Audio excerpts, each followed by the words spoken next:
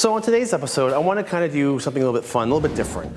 This is more of an observation and sharing a perspective of martial arts because, as we study different arts across different styles, we see that oftentimes the same ideas are done, but different ways. So recently I was watching other channels and watching how other styles perform and study their power principles. And basically a power principle is how your body generates power in your strikes. Because individual parts of our body are strong. So I can stand here and punch the attacker with just my arm. Might generate some power, but not as much as if you put your whole body into it. So I was just kind of watching how other people do it, and I noticed that a lot of the concepts were there, but they were categorized differently, or they were explained differently, or a completely different perspective. So I just thought this would be fun to share how we do it in American Kenpo, and invite all of you to discuss how you guys learn it.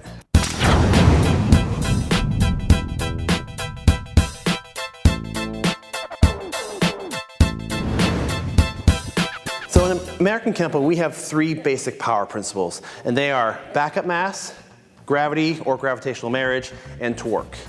And the concept is basically simple. The whole idea is, an individual body part can be strong, but to get full impact and effectiveness, you need to put your whole weight and energy behind it. So in the concept of backup mass, it's literally translated as to you're using the mass of your body to back up your weapon. If I was going to elbow him, just standing still and just flip my arm out, I don't generate a whole lot of power. I might be able to check him a little bit and might do a little something, but it's not full power. So what I'd want to do is put my whole body weight into it. So instead of just standing here, if I were to drive into it, it generates much more power because now you're putting kinetic energy and momentum into the strike. So that's backup mass.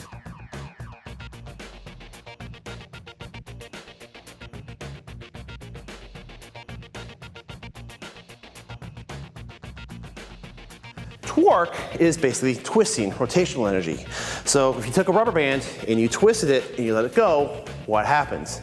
It unwinds. You're building up energy that way. So in the context of a strike, if I were to stand still and just deliver a strike to the body, just standing here, okay, I can generate some power. But how much power can I generate if I rotate into it? So rotating your whole body weight so you twist, you drive into it. A round kick is a great example. With a round kick, you don't just lift that leg up and kick. You twist your hips and that leg snaps out, gets the power you need. We also break torque down into two categories in Kenpo. We have direct and indirect. And basically what that means is direct rotation is, if I'm standing right here, I'm rotating towards the attacker. This is a deep penetrating strike.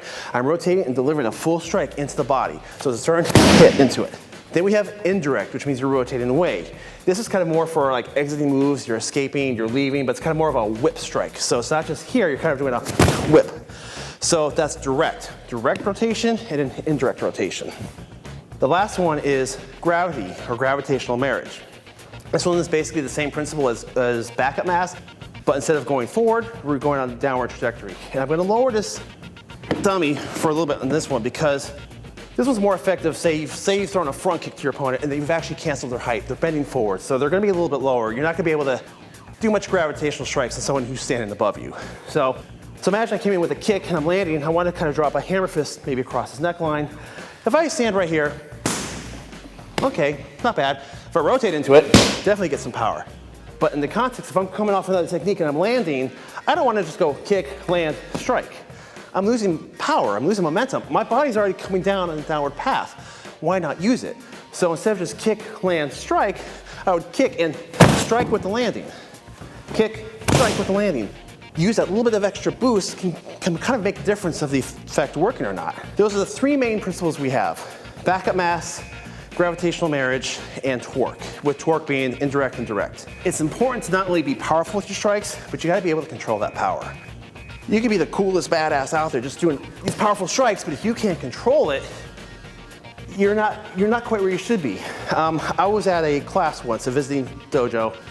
My instructor and I were working out together, and we had a guest come in, and he was a black belt in some other art. I don't even know what it was, but we were doing drills, and we were doing hard drills, soft drills, but the whole time he was going full power each time, which is cool. That has its applications, but when you're trying to work something out, break something down, practice it, sometimes you want to take it slow and work with it. Well, he wouldn't do it.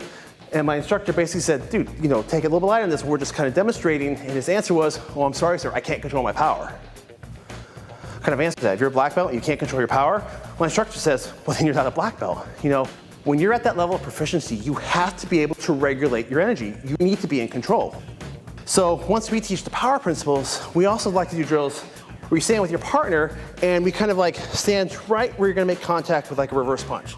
And we take turns going back and forth, and basically the idea is you start off throwing a punch and stopping as close as you can without actually hitting them.